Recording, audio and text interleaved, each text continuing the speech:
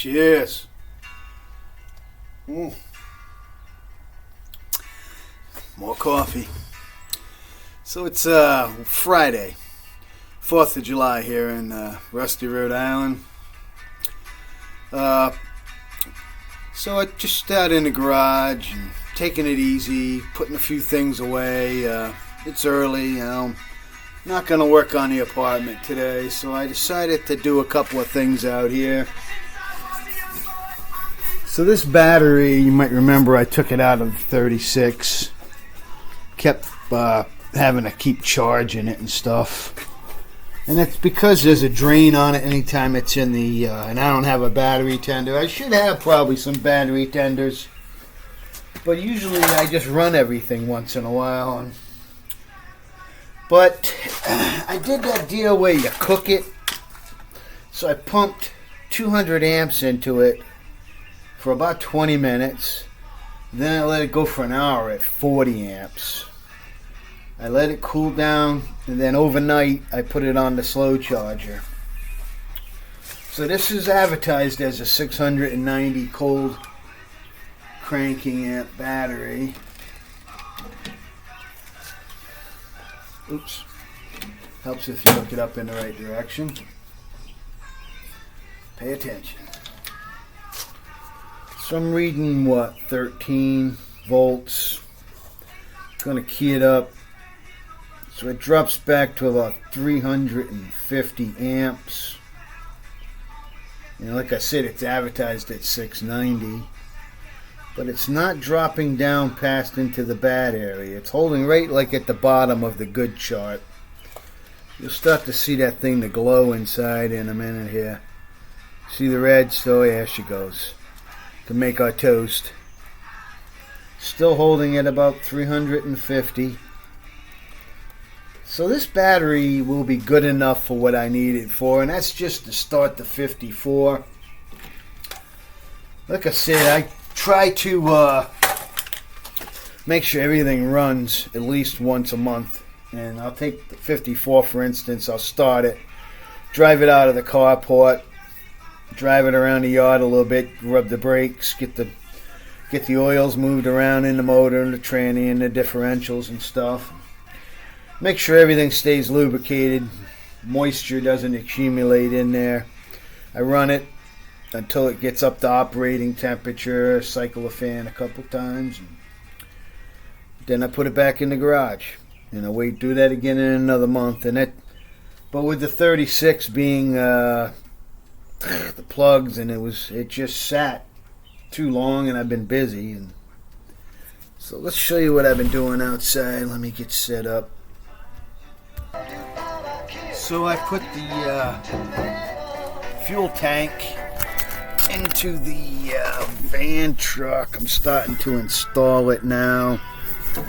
I had to make sure that vent hose went through the right holes and everything to be up above the filler, which it is. It comes out, it comes through the frame up here and then goes out to the filler neck. And I was able to heat that neck up a little bit and just bend that piece up. Let me go get that. So I took the torch, heated this joint up a little bit, and while I was heating it, had a device and I was putting pressure, and as soon as it moved I took the heat off, and it sealed back up, so it's should be good. It was leaded together in the factory, this piece into this, so shouldn't have an issue. I can get this in now. And what was happening is the hose was under that piece, and I didn't realize that it had to go through the vent hose. So when I was filling it, some gas got into it, and it creates a block, and it would back up, and it would make the pump keep cutting off. I had to go real slow putting the fuel in it. It was a pain in my balls. So now that's taken care of. All the strapping and everything I replaced. There was one bad strap over there, and I used a piece of I cut all the seat belts out of that Impala, and I keep the seat belt material. I used it for between the fenders. I doubled it up on the 48 and used it as the cushion material between the fenders. It works good. And here I used it. So I use this material. It's doesn't absorb water, so it's a good material. It's a nylon or whatever, Krylon, whatever the hell it is. It doesn't absorb water like cotton or something. So the paint and everything is good on the tank now and above the tank. So this should be okay for a few years, I'd say. As long as I keep power washing every time I drive it into crappy weather. The frame on this, or I should say chassis, because this is a unibody van, is all in good shape. There's no like rust holes or anything. I mean, it's like got the original paint on the top of it. It was a white paint that was sprayed on at the factory, and it's still there. And all this back here, all like, because it was a camper and only had 47,000 miles, they only drove it in the summer to go to the campsites up in New Hampshire and back.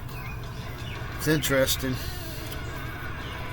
Used my wedge board to pick the tank up, get it into place off of a milk crate.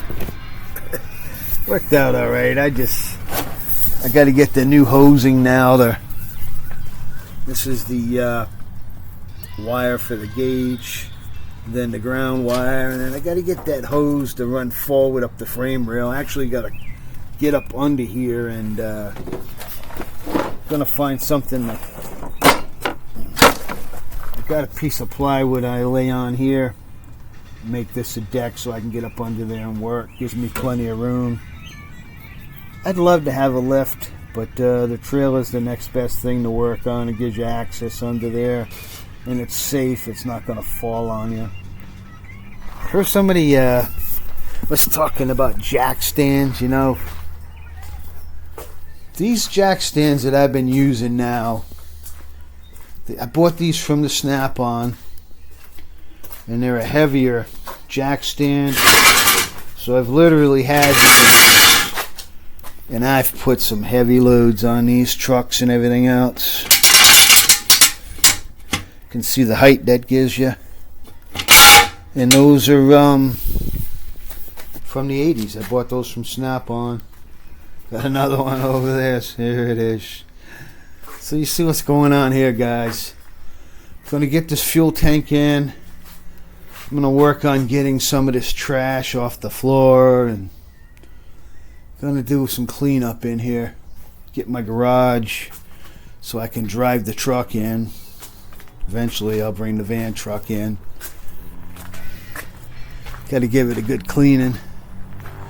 The only place I'm starting to see rust, and I better do something about it now, is these screws that I used. And this is going to be covered over with Bad Chad chrome, so I need to pay attention to those screws. I might just swap them out for some new ones. You can see the leaves. Connie bought herself a new car. This girl loves new cars. She buys one every couple of years now. Ford. It's got all the bells and whistles. I don't know. I'm not a big Ford fan. She likes them. Her and her daughter, they both like the Fords. I gotta say the dealership down here is probably pretty good. They don't have a bad reputation like a lot of us do, and I think it's because the owners didn't want to have that bad reputation. I can see the camera looking at me. EDGE, Edge, Ford Edge.